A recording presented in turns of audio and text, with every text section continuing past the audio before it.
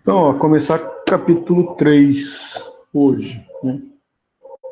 Só lembrando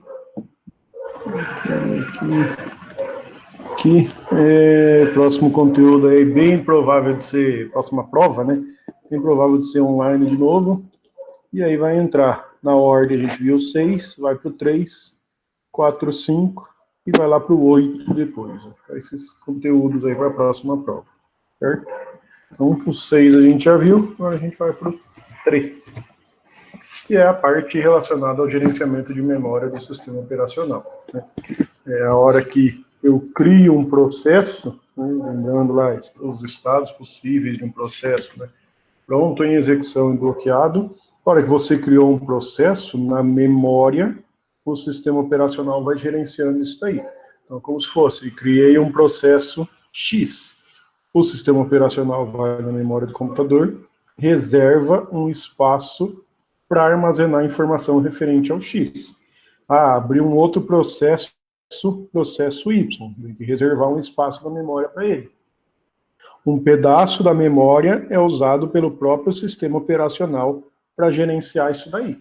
E à medida que você vai abrindo e fechando processos, você vai reservar esse espaço. A hora que eu reservo o espaço aqui para o X, ele vai estar usando um pedaço, né, como se fosse essa parte pintada. Ele não vai estar usando tudo. Mas à medida que você está executando o X, ele pode precisar de mais memória, vai preenchendo aqui. Preencheu tudo aqui, precisa de mais. Pode reservar um outro pedaço aqui na memória e aí por diante. Então, o sistema operacional vai controlar qual processo está na memória e gerenciar essa informação aí. Então, o sistema operacional que faz esse controle. As funções do gerenciamento de memória, aí você pode dividir isso daí em partes. Primeiro aqui, ó, manter controle de quais partes da memória estão sendo utilizadas e quais partes não estão. Então, essa representação aqui seria que o sistema operacional precisa saber, considerando que isso daqui seria uma representação da memória. O sistema operacional precisa saber que esse pedaço aqui está sendo usado pelo X, pelo processo X. Depois eu tenho um pedaço ali, L, vou chamar chamar o L de um espaço que está livre na memória, e um outro processo Y. Né? Então eu tenho, se algum processo for criado, o sistema operacional vai ter que procurar aqui no espaço livre, ver se ele consegue armazenar isso daí. Então isso, manter controle de quais partes da memória estão em uso, nessa representação, o X e o Y estão na memória, e quais partes não estão.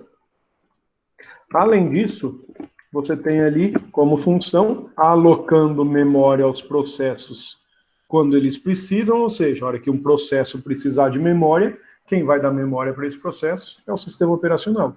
E liberando quando esses processos terminam. Então, a mesma representação, está o X aqui, porque eu criei ele, você abre um outro processo, reserva um espaço na memória para ele, tem um pedaço aqui reservado pelo sistema operacional, um outro pedaço aqui marcado como L, que está livre.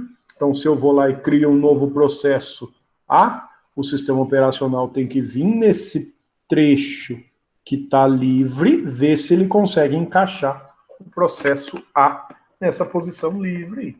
Né? Então, essa é alguma das funções do gerenciamento de memória aí.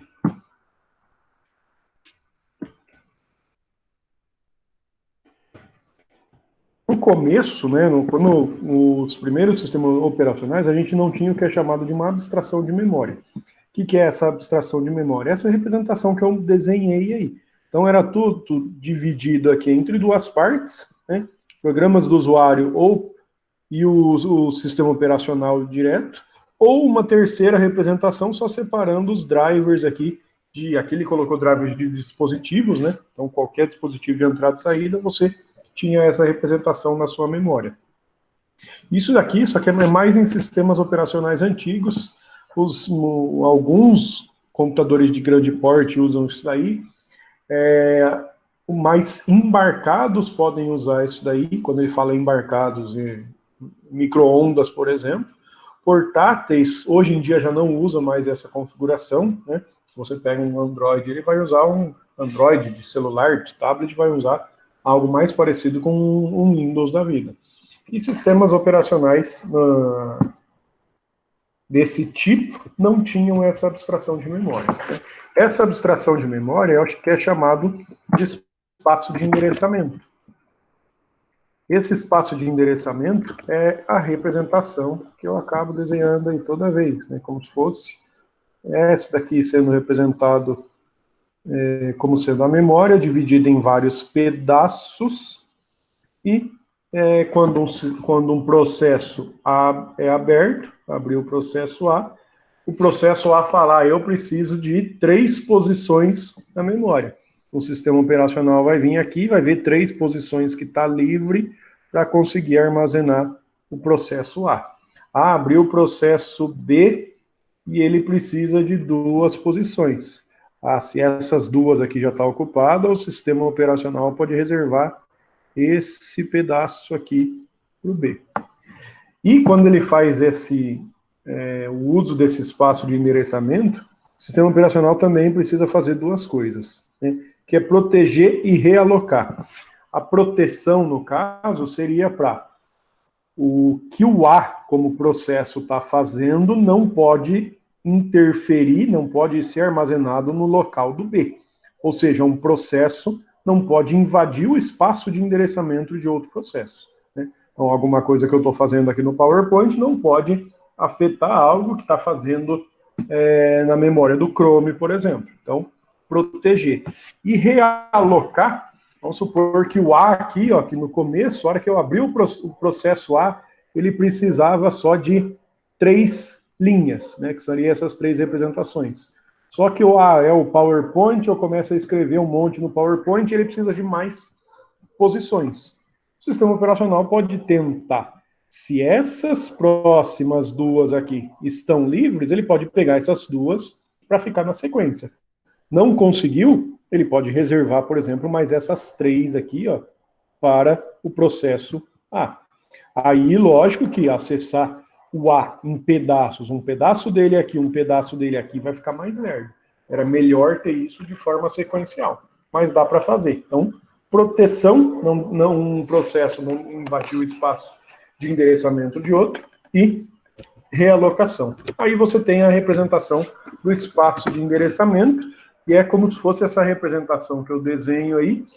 No livro é que ele mostra isso como sendo algo desse tipo assim, como se eu tivesse uma memória dividida em linhas. Aqui ele está de 4 em 4 ainda, né? Então vai como se fosse representa a linha 0, linha 4, 8, 12, 16, e aí por diante. Mas é como se fosse dividir em pedaços, né? Só voltando, esse espaço de endereçamento, então, que é a representação da memória, é a mesma coisa quando eu falo de todos os números possíveis de telefone, né? Nem atualizei isso aqui ainda, mas aqui no Paraná a gente já colocou um 9 a mais no celular, né? Então, todos os números possíveis que começam com 9 ou 8 são números de celulares, né? Então, é o espaço de endereçamento de números celulares. Mesma coisa com o endereço IP, né? IP tem 32 bits, então você tem 4 bytes, né? Tem 4 valores no seu endereço IP, como se fosse lá o 192.168.1 e 1. Então, você tem 8 bits aqui em cada um desse trio, né? Então, juntando 8 bits de cada, você tem 32 bits. Esse é o espaço de endereçamento de um endereço IP. Mesma coisa, endereço da internet, um .com. Pelo menos 2 caracteres até 63. Esse é o espaço de endereçamento. E espaço de endereçamento do sistema operacional seria uma representação desse tipo aqui. Aqui, o que eu tenho nessa representação do espaço de endereçamento? Como se eu tivesse 2 processos aqui, processo A e processo B. E essas 2 primeiras representações individual dos processos E na terceira aqui, eu tenho uma representação desses dois processos na memória, né? O processo, para o processo A e para o processo B, ele não sabe onde ele está na memória. Como se eu fizesse uma outra representação aqui, ó, que vai de 0 até 100, divide aqui no 80 para cá, divide mais um outro aqui no 40 e tá bom. Então é como se da posição 0 até a posição 40, nessa representação, eu tenho o processo A. Da 40 até 80 eu tenho o processo B, e da 80 até a 100 eu tenho o processo A. Só que o processo A, pensando no funcionamento dele, ele não sabe que ele está nessa posição de 0 até 40. Né? O processo A, ele sabe que ele tem 40 posições dele. Né? Então, na hora que você cria o processo A, o sistema operacional fala, ó, eu vou te dar 40 posições porque você precisa de 40. Né? Onde ele vai armazenar isso daí na memória, o sistema operacional não fala para o processo. É a mesma coisa, o B. Criei o processo do B, o B falou para o sistema operacional, preciso de 40 posições para ser criado. O sistema operacional vai lá e cria e fala, ó, você tem 40 posições na memória. O sistema operacional não vai falar que essas posições é da 40 até 80. Então, o B, ou qualquer outro processo, não sabe onde ele está na memória. Ele só sabe o tamanho que ele tem disponível para ele, no caso do B, 40. Mesma coisa é o C. Criei processo C, o C precisa de 20 posições na memória, o sistema operacional fala, ó, você tem 20 posições reservadas para você. O C, processo, você não sabe onde está isso daí. Nessa representação do livro aqui, ele faz a mesma coisa, só que usando as posições aqui que vai de 4 em 4. Né? Então, o processo A, o tamanho dele é de 0 até esse 16 mil, o processo B também de 0 até o 16 mil aqui, e a hora que ele coloca isso daí na memória, o A fica da 0 até 16 mil, que aqui, ó, em cinza, de 0 até 16.380, e depois o B começa na posição aqui, ó, 16.384, e vai até a última lá, completando os 16 mil também, ó. Se era 16 mil e 16 mil, foi aqui até 32 mil. É a mesma ideia do que eu desenhei aqui, né?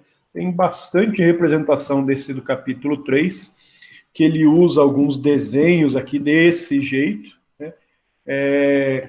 Nas aulas presenciais, eu costumo desenhar isso daí.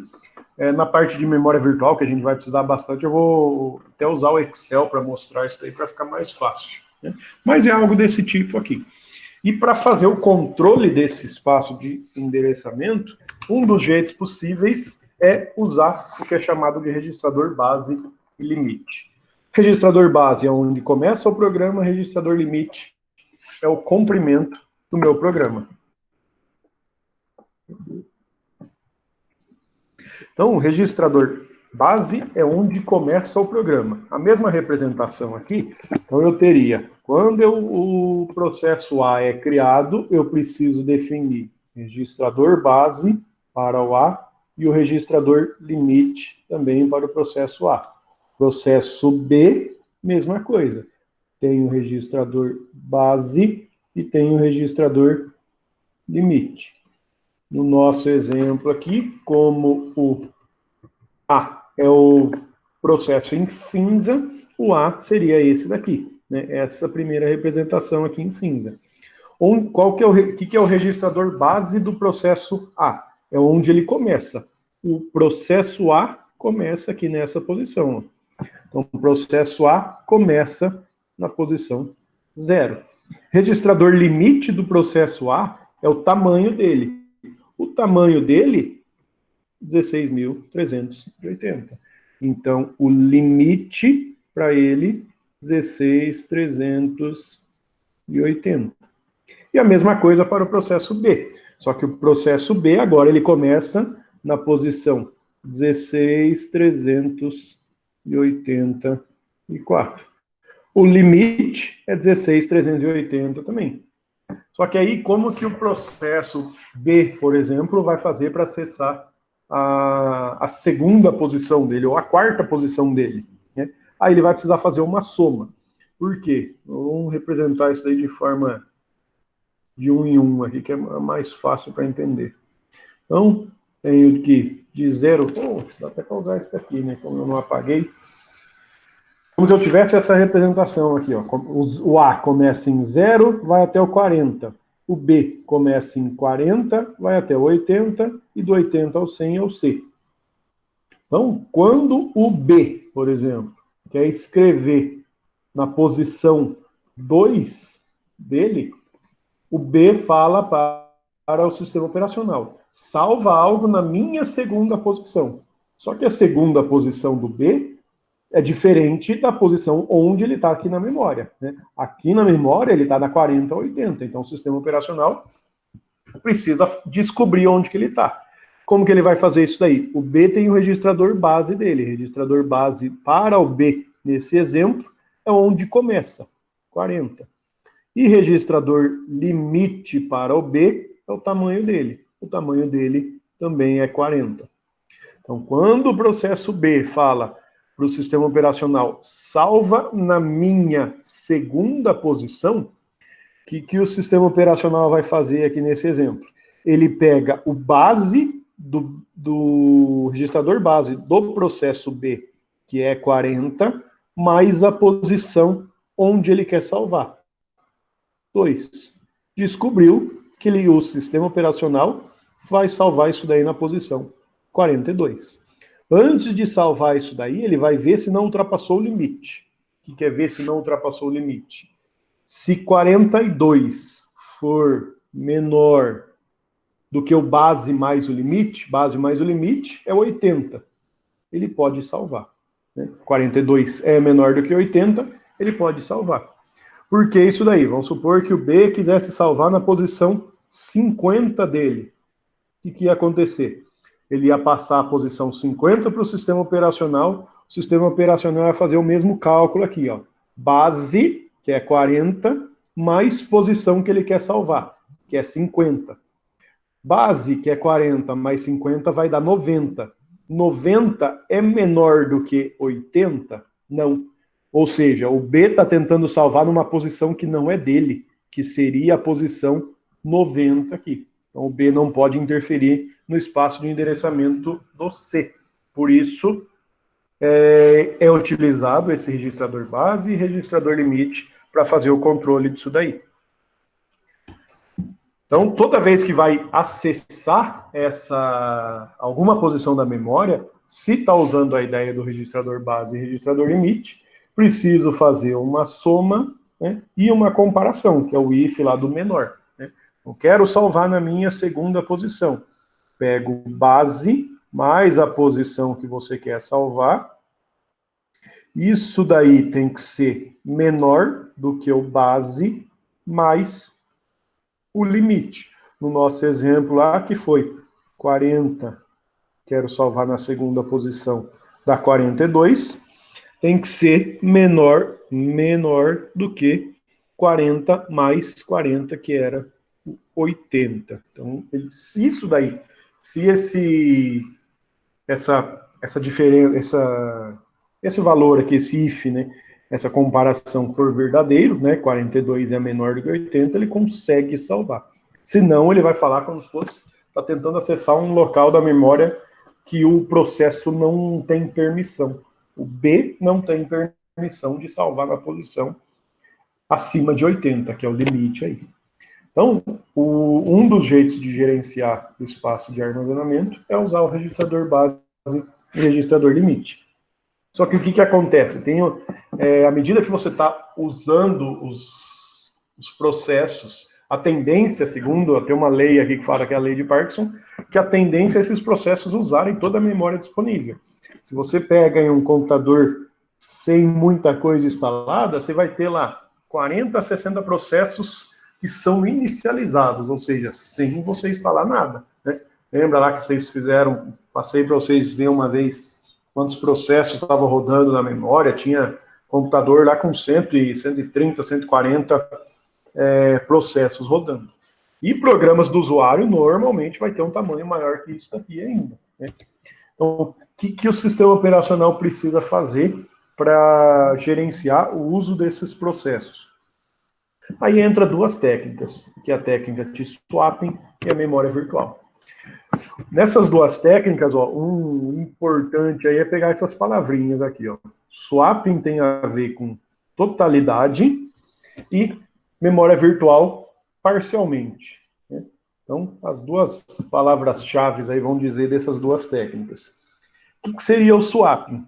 Consiste em usar o disco, usar o HD como memória, né? Só que trazendo os processos em sua totalidade do HD para a memória. Então, vamos supor aqui uma representação da RAM e uma representação aqui do HD. Aí eu vou reservar aqui um pedaço na RAM para o sistema operacional usar. Vou colocar aqui, criar um processo. Então, criei um processo A, vou armazenar ele aqui na memória RAM. Criei um processo B, armazeno na memória RAM. Criei um processo C, armazeno na memória RAM. Eu consigo criar mais algum processo nesse exemplo? Eu não. Vocês, vamos ver se vocês estão vivos aí. Consigo criar mais algum processo nessa representação? Ó. Tenho A, B e C criado e eu quero criar mais um processo. Você consegue. O que ele precisa fazer? Uma das técnicas é o swapping. Aí, de novo, totalidade. Ó. Consiste em trazer em sua totalidade cada processo para a memória, executar durante um tempo e depois devolver o disco. Então, no momento que eu criar o processo D não tem como ser armazenado na memória. Ora, pensando que eu vou criar o processo D e vou executar ele durante um período de tempo, eu teria que jogar fora alguém da memória RAM, jogar fora, no caso, é jogar para o HD, vamos usar aqui, ó. Vou jogar o A aqui para o HD, jogar o A aqui para o HD, então copiei o A para o HD, agora eu consigo apagar ele daqui. Não dá para apagar porque eu apertei ESC e saí, né? E coloquei para manter os rabiscos. Então, o A, posso apagar ele daqui para colocar o D.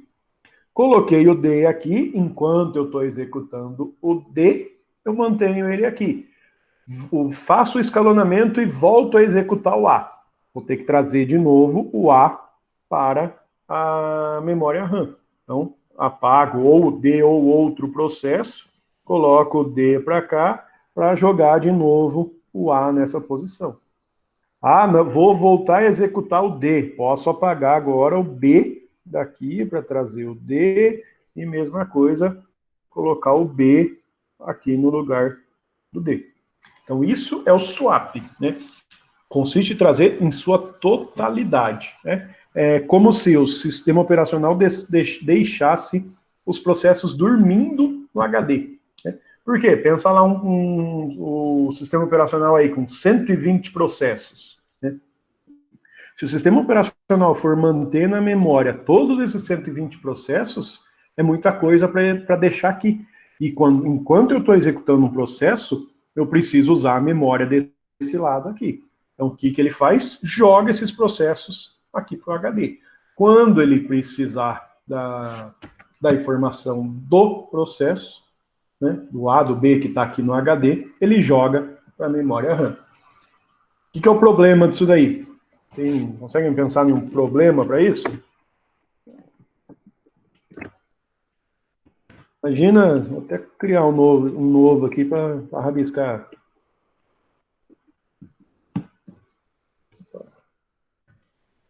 Então, ó, vamos selecionar essas coisas aqui para apagar. Paga tudo.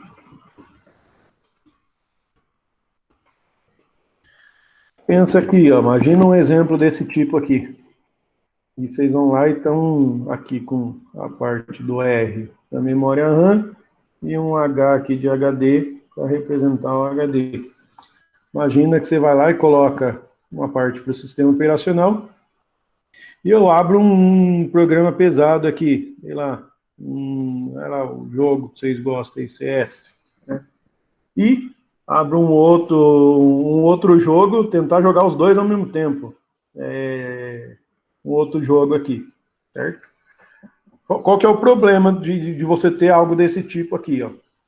Se você tem um processo aqui, por exemplo, na memória RAM, e um processo aqui no HD, ou mais de um até, a cada vez que o sistema operacional escalonar esses processos, ele vai precisar fazer isso daqui, ó, tirar um processo da memória RAM, jogar para o HD, tirar do HD, jogar para a memória RAM. E fazer essa troca aí com processos grandes dá muito trabalho, né? Porque, ó, imagina a quantidade de memória que um CS da vida precisa para rodar. Mesma coisa, aplicações pesadas, né? E jogar uma coisa pesada do HD para a memória RAM demora, porque o HD é lerdo. Mesma coisa da memória RAM para o HD. Então, você tem problemas nesse tipo de técnica aí, que é o swap. Mas mesmo com problemas, eu consigo fazer bastante coisa, né? Dá para usar bastante coisa relacionada ao swapping no sistema operacional. Além disso, tempo, isso também, né? Lentidão de acordo com HD. E a outra técnica aí vem da palavrinha aqui, ó, parcialmente. Aí você tem uma mesma representação, né? Memória virtual também usa aqui memória RAM e HD desse lado.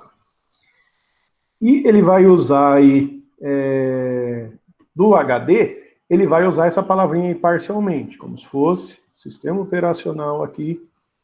E vou abrir aqui um processo A e deixar assim só.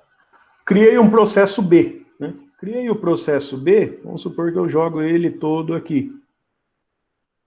E ainda tem um espacinho aqui livre.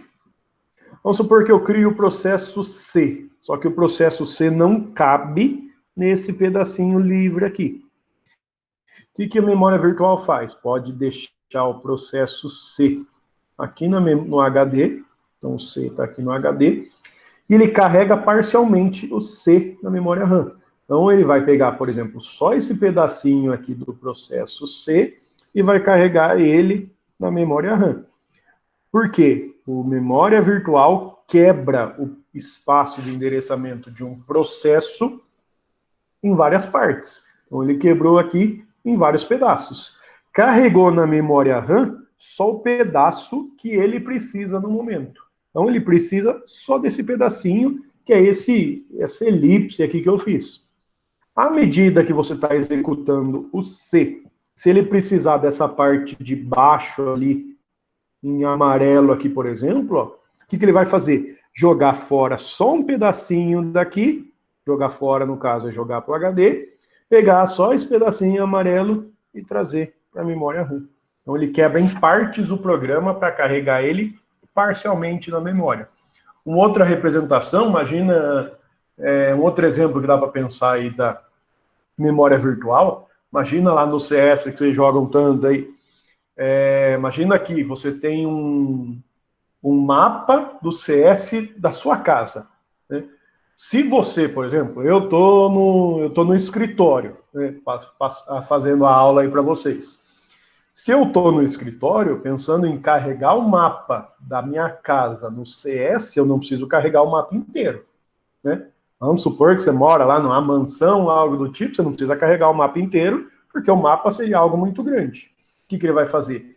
Carregar o mapa, por exemplo, só do escritório, ou só do quarto, ou do escritório dos 2 quartos vizinhos só, e tá bom. Porque carregar o mapa da casa inteiro seria algo muito pesado. O que a memória virtual faz? Quebra em partes isso daí. Carrega só esse mapa da onde eu tô agora.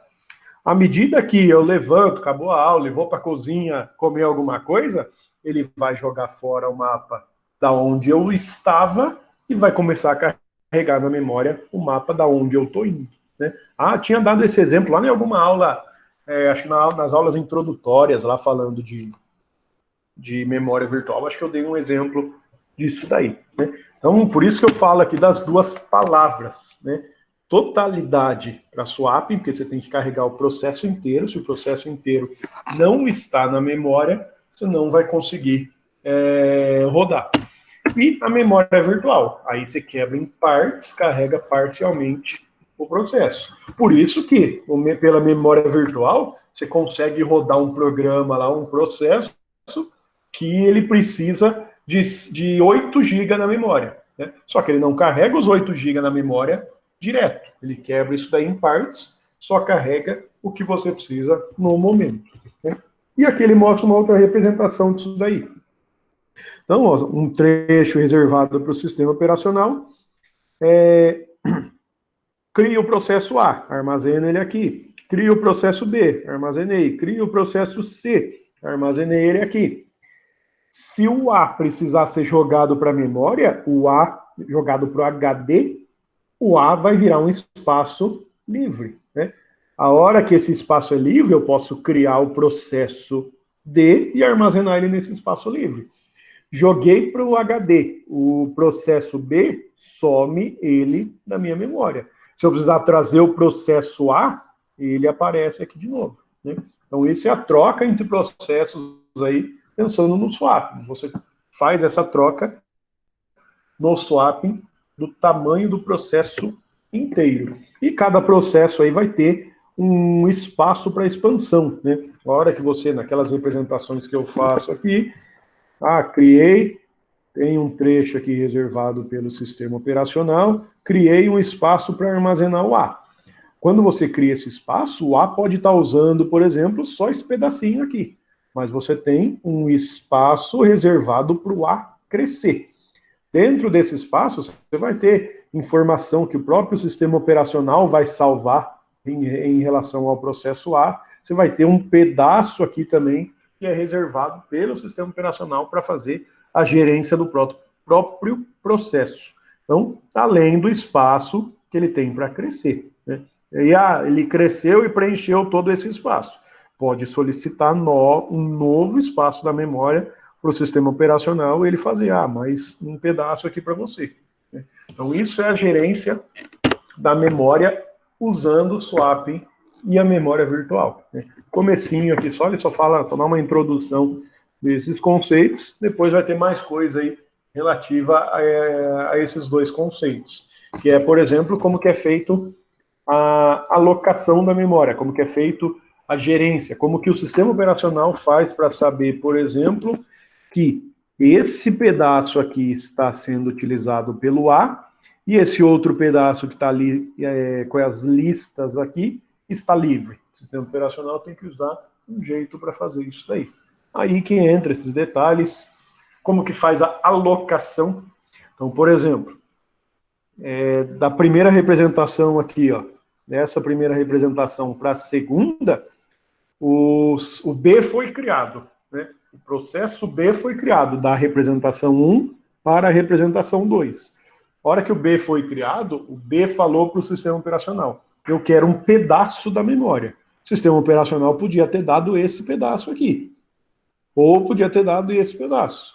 Acabou que na imagem apareceu isso daqui, né? Então isso é alocação de memória. Eu preciso, tem um trecho que é essa parte na primeira representação livre, preciso dar um pedaço para o B e tenho que escolher algum algoritmo para fazer isso daí. Isso que a gente ainda tem coisas ainda para ver relativo a isso daí, mas tudo relacionado a swapping e também de memória virtual, né? Amanhã a gente já entra na parte de alocação de memória, né? Tem um exercício lá que fala disso daí. Certo? O que tinha programado aí para hoje era só isso. Professor, caso o meu processo A tenha espaço de 80 e eu crio 2 processos com 40 de espaço cada, substituir nessa representação aqui, vamos supor, aqui o A tem espaço, tem tamanho 80 e eu crio 2 processos aqui de 40 cada, né? Se a memória está cheia, né, ele pode usar, se está usando só o swap, você tem que estar com o processo inteiro na memória. Se você está usando a memória virtual, ele pode carregar parcialmente só o processo, né? Aí depende o que ele vai usar. Como a maioria dos computadores aí você tem a memória virtual, então ele quebra esse processo em partes e ele só pode usar só um pedacinho aqui, ó, para armazenar esse processo, né? Não precisa estar o processo inteiro na memória, certo? Mais alguma dúvida aí? Exercício, ó, só pensar num exemplo.